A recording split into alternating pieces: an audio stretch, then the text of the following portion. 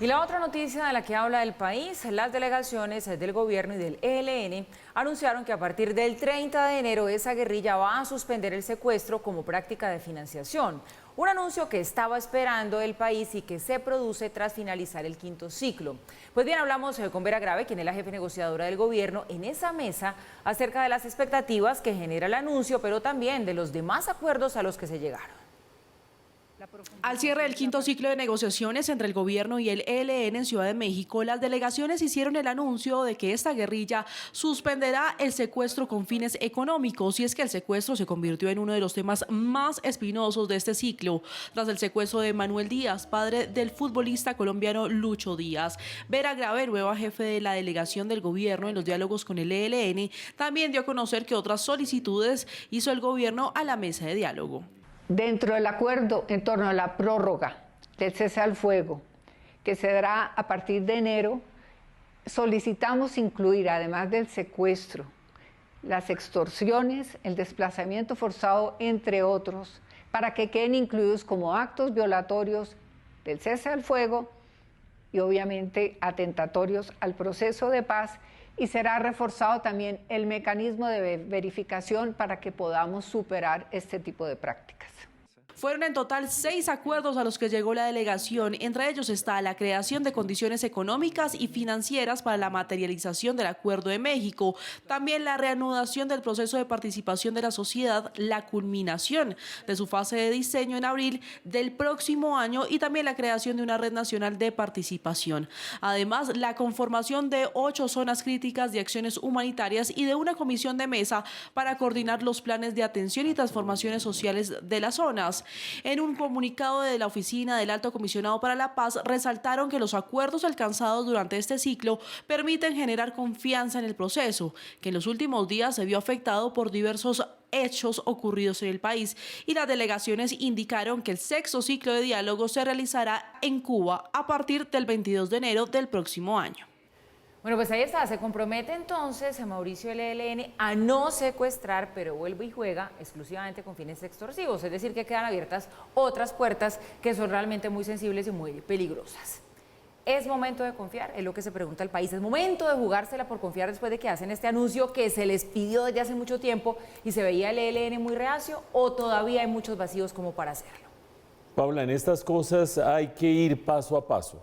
En estas negociaciones cualquier logro que se alcance es una cosa importante, de ahí en adelante no se sabe qué más irá a suceder, los mecanismos de monitoreo son fundamentales, hay asimismo la revisión que haga la opinión pública de lo que vaya sucediendo. Y lo cierto es que lo sucedido este fin de semana es tremendamente importante, sobre todo por el estado en que se encontraba la negociación.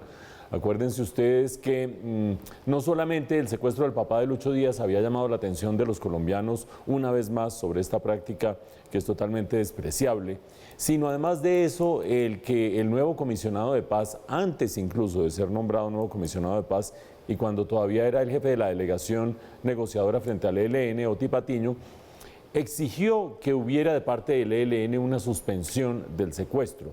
Allí vinieron las reacciones de Antonio García, el líder máximo del ELN por una parte, por otra parte de Pablo Beltrán, quien está en la vida civil, pero representando al ELN también, diciendo que el ELN no iba a acabar con el secuestro extorsivo, que no iba a dejar de lado esta práctica porque su supervivencia económica depende de ello. Por lo tanto, en medio de tanta adversidad, este logro del gobierno es verdaderamente significativo. Si le sumamos adicionalmente el logro que obtuvo en la medida en que las disidencias de Iván Mordisco, el Estado Mayor Conjunto, el otro grupo importante con el que se están teniendo negociaciones, también ha anunciado que va a suspender el secuestro extorsivo, pues creo yo que se está redondeando un final de año favorable para las negociaciones en ambos frentes, como se venían adelantando, no necesariamente favorable para la población en términos del cese al fuego. Acuérdense que una cosa es lo que se va negociando en la mesa, otra cosa es lo que vive la gente en el territorio, y la gente en el territorio está viviendo enfrentamientos de grupos armados, está viviendo abusos de parte de esos mismos grupos armados. Dicho sea de paso, la doctora Vera Grave anunciaba que el gobierno pedía, además del secuestro, el cese a la extorsión y el cese a los desplazamientos. Sobre sobre eso no hay acuerdo hasta el momento. Y en esa medida, estos procesos de paz total, que han sido tan caóticos regionalmente, que han sido tan negativos y adversos para las condiciones de seguridad de la población, están por lo menos enderezando el caminado en este fin de año. Dos datos claves que teníamos nosotros en la nota. Uno, el cese al fuego que va hasta el 30 de enero con el ELN se prorroga en principio indefinidamente, pero su plazo se va a definir cuando se arranque la nueva negociación, que va a ser el nuevo ciclo negociador instalado a mediados del mes de enero. Por lo tanto, hay continuidad en ese proceso. Buenas noticias para cerrar el año. Gente en los territorios que dice este cese al fuego es un desastre y una desgracia, pero por lo menos las mesas van bien encaminadas y terminan bien el año. Bueno, y vamos ahora con otra noticia que vamos a analizar en unos cuantos minutos. Si es positiva, debemos preocuparnos o en qué estamos. La economía colombiana sigue mostrando deterioro y según el indicador de seguimiento del DANE, en octubre cayó 0,4% frente al mismo mes del año anterior. Se completan 3 meses seguidos en terreno negativo y se asoma entonces el fantasma de la recesión.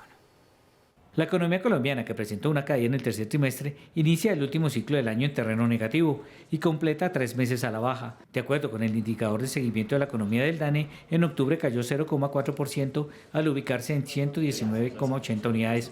Si la comparación se hace con septiembre de este año, la caída es de 0,97%, aunque al mirar el periodo de enero-octubre hay un crecimiento de 0,89%.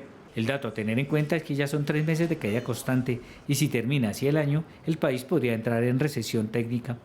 De acuerdo con los datos del DANE, las actividades secundarias que contemplan la construcción y la industria manufacturera retrocedieron 5,20% frente a octubre del año pasado. Entre las actividades terciarias, el comercio se ubica como el más golpeado. Otros renglones son los servicios y las actividades inmobiliarias, así como la salud, educación y las artísticas. El presidente de FENALCO, Jaime Alberto Cabal, dijo que es necesario implementar un plan de choque para evitar la recesión, así como no tomar medidas populistas. El dato revelado hoy por el DANE de la caída en octubre del índice de seguimiento de la economía en menos 0,4, cuando se preveía que podría ser positivo, no es una buena noticia. Tampoco el ajuste que se ha hecho en el mes de septiembre a la baja. De esta manera llevamos 3 meses consecutivos cayendo y se asoma el fantasma de la recesión. La ANDI, por su parte, señaló que la caída en la inversión es significativa y que algunas de las causas para que se presente esta situación son la disminución de la demanda, las altas tasas de interés y los altos costos de la producción con la inflación en medio de todo. De otro lado, según el DANE, las primarias con explotación de minas y canteras y agricultura, ganadería, caza, silvicultura y pesca tuvieron un crecimiento de 4%. Los datos muestran que los sectores más golpeados son precisamente los que más empleo generan y esto hace pensar que el desempleo puede volver a subir, algo que ya se está observando. Los sectores que presentaron mejor desempeño son la información y comunicaciones y las actividades agropecuarias, financieras y de seguros. Los analistas insisten en que frente a esta situación es necesario que se adopten medidas para la reactivación económica y enviar mensajes más positivos frente a lo que se quiere hacer en el futuro para generar confianza.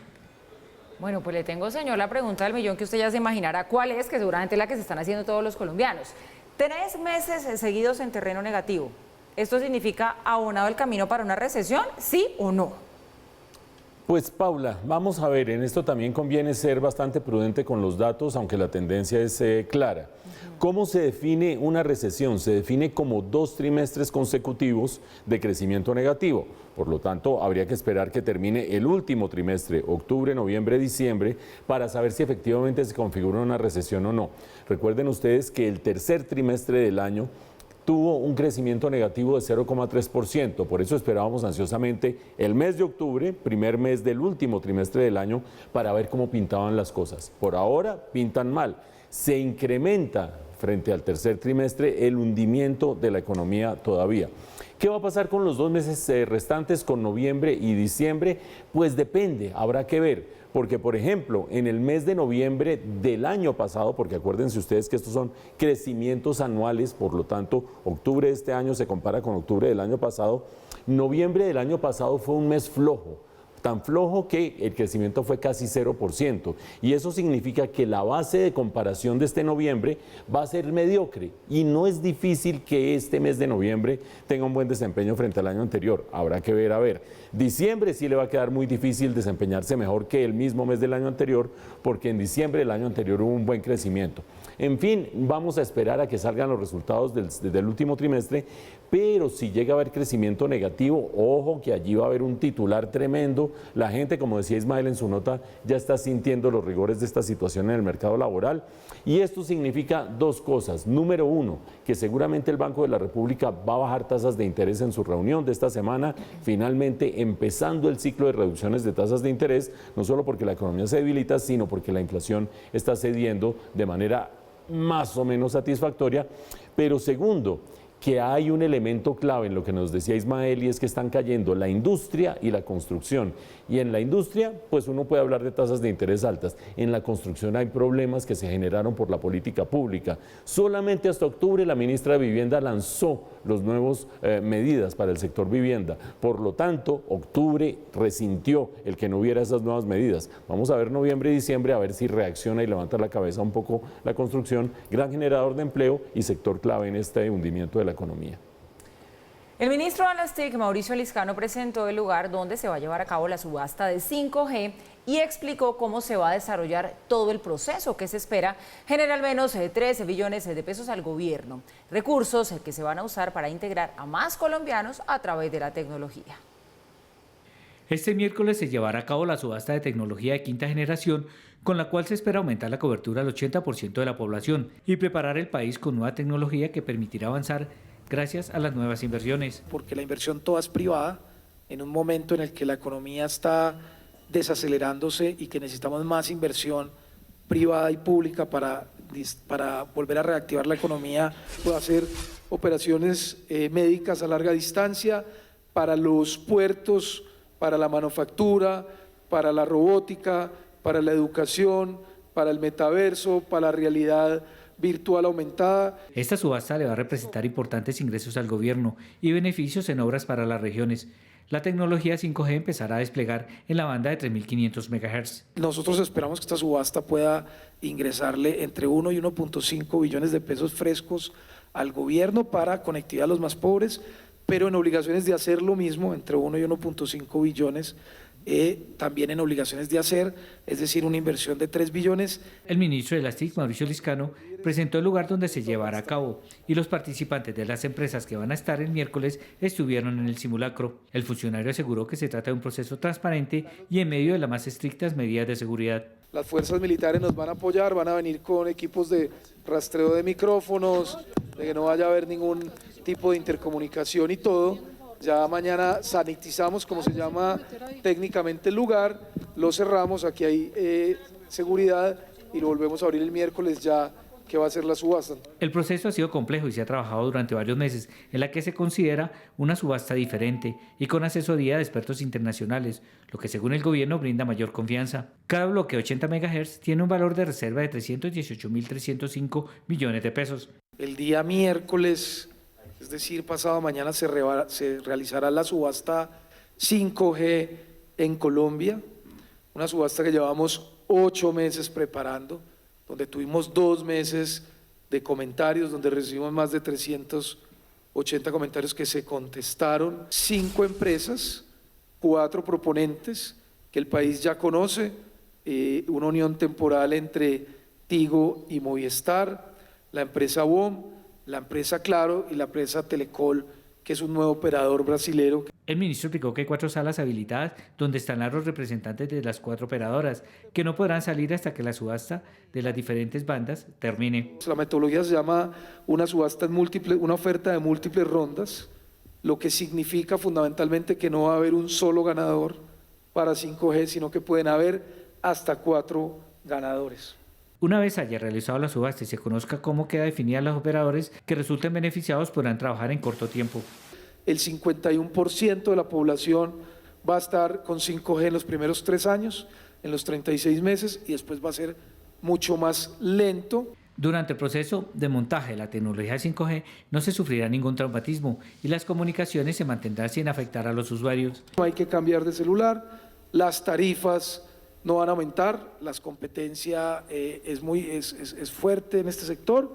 Y tercero, pues no hace daño a la salud. Este miércoles es la cita y será un nuevo paso clave para avanzar en materia de conectividad y para reducir la brecha digital. Llegaron las vacaciones. Prepara tu sistema inmune para disfrutarlas. Disfruta de unas excelentes vacaciones con tu sistema inmunológico en óptimas condiciones. Tomando BIRM Inmunomodulador estarás preparado para las mejores aventuras. BIRM, tu mejor aliado. Encuéntralo en las droguerías que aparecen en pantalla. Es un fitoterapéutico, no exceder su consumo. Leer indicaciones y contraindicaciones en la etiqueta. Si los síntomas persisten, consulte con su médico. Registro sanitario INVIMA, PFM 2018-2623. Uso terapéutico. Inmunomodulador. Equilibra y modula el sistema inmune.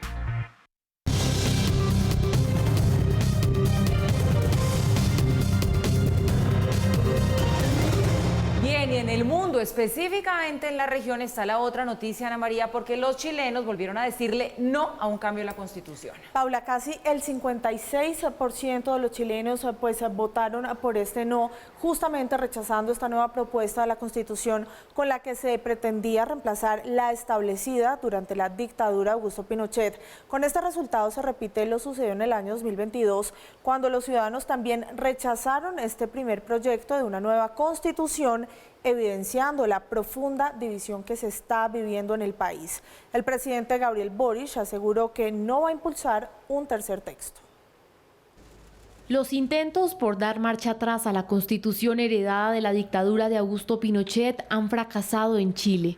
La ciudadanía rechazó un nuevo texto redactado mayoritariamente por los conservadores, repitiendo así lo sucedido en 2022 cuando fue rechazado por amplia mayoría el primer proyecto de nueva Constitución redactado por líderes de izquierda. Con este nuevo resultado se pone fin a este largo y complicado proceso que comenzó con el estallido social del 2019.